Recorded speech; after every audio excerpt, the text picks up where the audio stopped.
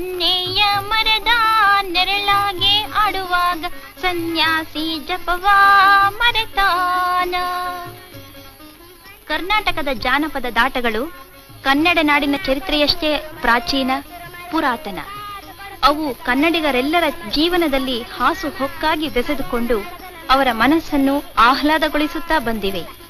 ಪುಟ್ಟ ಮಕ್ಕಳು ಬಾರದ ಮಳೆರಾಯನಿಗಾಗಿ ಪ್ರಾರ್ಥನೆಯ ಮೊರೆಯೂ ಇವರಿಗೆ ಆಟ, ಜೊತೆಗೆ ಹಾಡಿನ ಪಾಠ. ಇದು ಗುರ್ಜಿ ಆಟ.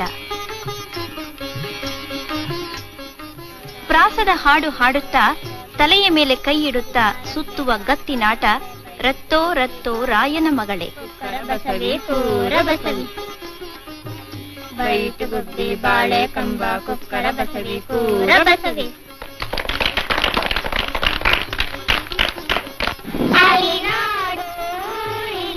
ನರ್ತನದ ಲಯದೊಂದಿಗೆ ಮೈಯ ತಿರುಚಾಟ, ಹಾಡು ಕುಣಿತಗಳ ಮೊದಲ ಪಾಠ, ಜೊತೆಗೆ ಮೈಯ ಮಾಟ ಉಳಿಸಬಲ್ಲ ವ್ಯಾಯಾಮ, ಅಚ್ಚೊಚ್ಚು ಕಲಗೊಚ್ಚು.